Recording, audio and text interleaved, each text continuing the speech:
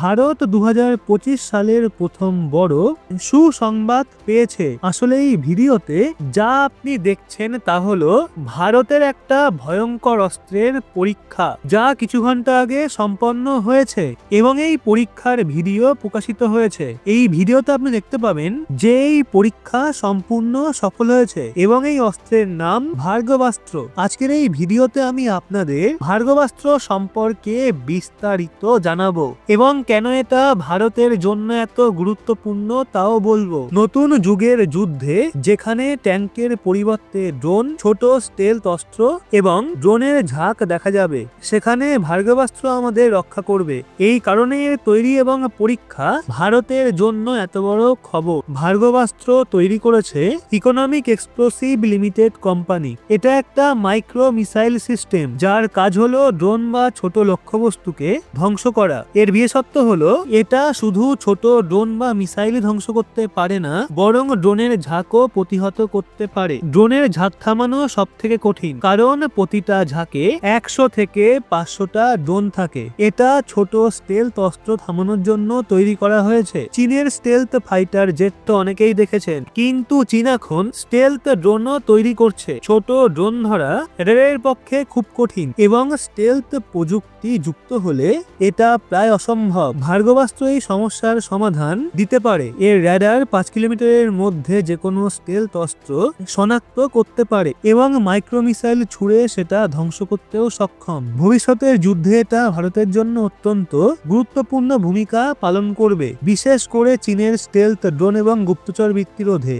যদিও এর পরিসীমা মাত্র 3 থেকে 4 কিলোমিটার, এটা ছোট আকারের এবং সহজেই বহনযোগ্য। সাধারণত 4x4 গাড়িতে এটা বসানো যায়। দুর্গম পাহাড়ি এলাকায় বা সেনাবাহিনীর গুরুত্বপূর্ণ ঘাঁটিতে এটা সহজেই মোতায়েন করা যাবে। ভারতকে পুরো সীমান্ত জুড়ে এটা মোতায়েন করতে হবে না। সেনাবাহিনীর গুরুত্বপূর্ণ স্থাপনা এবং ঘাঁটিতে এটা মোতায়েন করা হবে। এটা একটা সস্তা প্রযুক্তি এবং সম্পূর্ণ স্বদেশী কোম্পানির তৈরি, তাই এটা বড় সংখ্যায় কেনা সম্ভব। ভার্গবাস্ত্র দ্রুত মোতায়েনযুক্ত, সহজে বহনযোগ্য এবং সেনাবাহিনীর প্রয়োজন মেটাতে 100% কার্যকর। এটা ভবিষ্যতের যুদ্ধে ভারতের প্রতিরক্ষা শক্তিকে অনেক গুণ বাড়াবে। তো এই ভার্গবাস্ত্র নিয়ে আপনার কি মতামত সেটা কমেন্টে অবশ্যই জানান। চলে আসি আমাদের পরবর্তী আপডেটে। বন্ধুরা, বাংলাদেশের অন্তর্বর্তীকালীন সরকার অর্থাৎ মোহাম্মদ ইউনূসের সরকার এখন কয়েক দিনের অতিথি। এর আগে আমাদের ভিডিওতে আমরা বলেছিলাম কিভাবে বিএনপি, যা বাংলাদেশের শেখ হাসিনার আওয়ামী লীগের পরের সবচেয়ে বড় দল,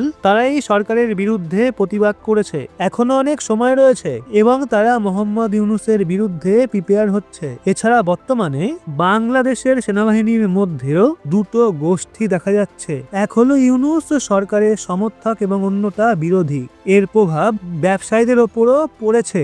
এতদিন বাংলাদেশি ব্যবসায়ীরা অন্তর্বর্তীকালীন সরকারের কথা শুনছিল এবং ভারতের সাথে অনেক চুক্তি করছিল না, কিন্তু সাম্প্রতিক সময়ে মধ্যপ্রদেশের ব্যবসায়ীরা বাংলাদেশকে উচিত শিক্ষা দিতে সব ধরনের সরবরাহ বন্ধ করে দিয়েছিল, যার ফলে সেখানকার ব্যবসায়ীরা সমস্যায় পড়েছে। অনেক ব্যবসায়ী যারা ক্ষতির সম্মুখীন হচ্ছেন বা ভারতের সাথে চুক্তি করতে চান, তারা আবার ভারতের সাথে চুক্তি করতে শুরু করেছে। সম্প্রতি ভারত এবং বাংলাদেশের মধ্যে একটা বড় চুক্তি স্বাক্ষরিত হয়েছে। টাইমস অফ ইন্ডিয়ার একটা প্রতিবেদন অনুযায়ী বাংলাদেশ পেট্রোলিয়াম কর্পোরেশন বিপিসি ভারতের নুমালীগড় রিফাইনারি লিমিটেড থেকে 1,30,000 মেট্রিক টন ডিজেল আমদানি করার সিদ্ধান্ত নিয়েছে।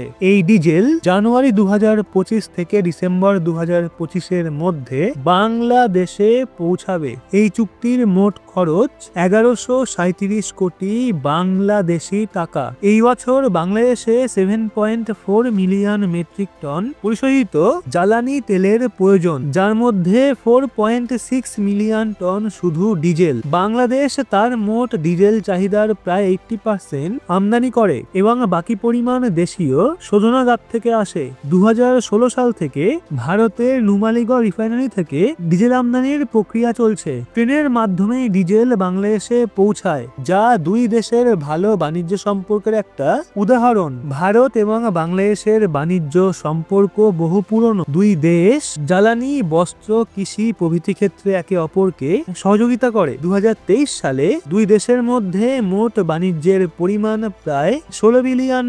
ভারত প্রধানত বাংলাদেশে ট্রাক্টর, পরিশোধিত জ্বালানি, গম, চাল এবং ওষুধ রপ্তানি করে।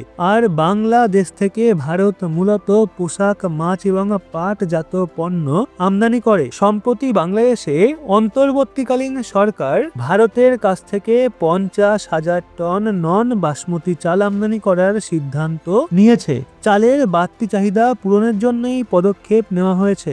এই সময়ে দুই দেশের মধ্যে সীমান্ত বিরোধ এবং অন্যান্য চ্যালেঞ্জ থাকা সত্ত্বেও এমন চুক্তি স্বাক্ষরিত হচ্ছে। যদিও মোহাম্মদ ইউনূসের সরকার ভারতের সাথে সম্পর্ক নষ্ট করার চেষ্টা করেছিল, এর প্রভাব ভোগ করেছে বাংলাদেশের ব্যবসায়ী এবং সাধারণ মানুষ।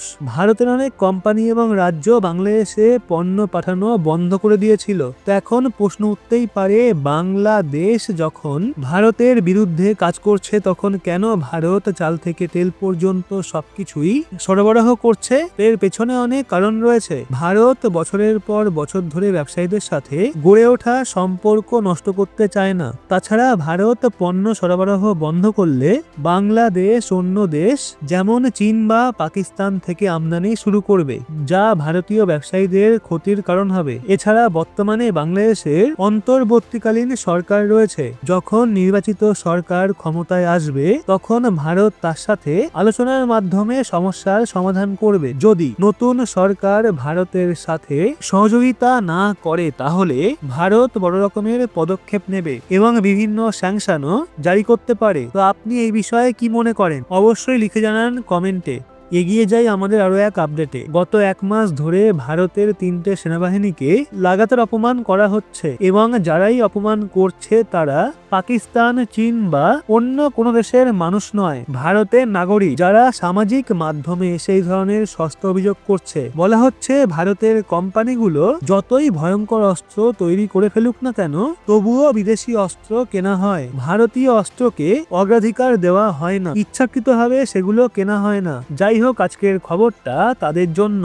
আপনারা স্ক্রিনে দেখুন, ভারতের একটা বেসরকারি কোম্পানি একটা ড্রোন তৈরি করেছে যার নাম দৃষ্টি 10 স্টারলাইনার। এটা একটা অত্যন্ত ভালো ড্রোন এবং ভারতীয় নৌবাহিনীটাকে কেনার সিদ্ধান্ত নিয়েছে। এই ড্রোনটাকে ইসরায়েলের ইলিভিট কোম্পানি তৈরি করেছে এবং ভারতের আদানি ডিফেন্স কোম্পানির সাথে যৌথভাবে এটা তৈরি হয়েছে। ইসরায়েল থেকে এনে এটা ভারতে অ্যাসেম্বল করে দৃষ্টি 10 নামে সেনাবাহিনীর কাছে উপস্থাপন করা হয়েছে। ভারতীয় নৌবাহিনী বলেছে এটা কোনো ব্যাপার না, তবে নৌবাহিনীতে অন্তর্ভুক্ত করার আগে এটা একটা প্রি অ্যাকসেপ্টেন্স ট্রায়ালের মধ্যে দিয়ে যায়, যেখানে এটা উড়িয়ে দেখা হয় যে এটা সঠিকভাবে কাজ করছে কিনা। কিন্তু আপনাদের অবাক করে দিয়ে বলছি, নৌবাহিনীতে অন্তর্ভুক্ত হওয়ার ঠিক আগে এটা গুজরাট উপকূলে বিধ্বস্ত হয়ে পড়ে। ঠিকই শুনেছেন, দৃষ্টি 10 নৌবাহিনীতে অন্তর্ভুক্ত হওয়ার ঠিক আগে ভেঙে পড়ে। তবে আদানি এরোস্পেস কোম্পানি ড্রোনটাকে উদ্ধার করেছে এবং এখন এটা কেন বিধ্বস্ত হয়েছে সেটা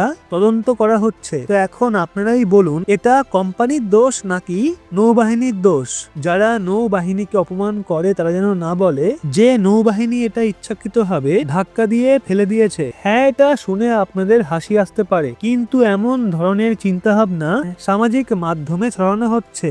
তবে সত্যিটা হলো ভারতের 3 বাহিনীর জন্য শুধুমাত্র ভালো গুণমান সম্পন্ন অস্ত্রই সরবরাহ করা হবে। বায়ুসেনার প্রধান যেমন বলেছেন, আমরা স্বনির্ভর হব, তবে জাতীয় নিরাপত্তা বিপন্ন করে নয় এবং আমরা সেই মান কোনোভাবেই কমাবো না। বেসরকারি কোম্পানি বা সরকারি কোম্পানি সবাইকেই তাদের মান উন্নত করতে হবে। এর জন্য সরকার সাহায্য করুক বা বেসরকারি পুঁজি নিক, কিন্তু গুণমান বজায় রাখতেই হবে। ভারত গুণমানের সঙ্গে কোনো আপোষ করবে না। যতই সেনাবাহিনীকে অপমান করা হোক বা ষড়যন্ত্র তত্ত্ব তৈরি করা হোক, এতে কিছুই হবে না। সেনাবাহিনী তার অবস্থানে দৃঢ়। আমার ব্যক্তিগতভাবে অবস্থানে পূর্ণ সমর্থন রয়েছে। তবে আপনি বলুন, ভারতের সেনাবাহিনীর কি স্বনির্ভরতার নামে কোয়ালিটির সঙ্গে কোনো রকম আপোষ করা উচিত, নাকি স্বনির্ভরতার সাথে মান উন্নত করা উচিত? আপনার মতামত নিচে কমেন্টে অবশ্যই জানান এবং ইনফরমেশন গুলো ভালো লাগলে ভিডিওটা লাইক করে শেয়ার করুন আপনার বন্ধু বান্ধবদের। সেই সাথে এরকমই লেটেস্ট ইনফরমেটিভ ভিডিও পেতে সাবস্ক্রাইব করে চোখ রাখুন রহস্য বাংলার পর্দায়।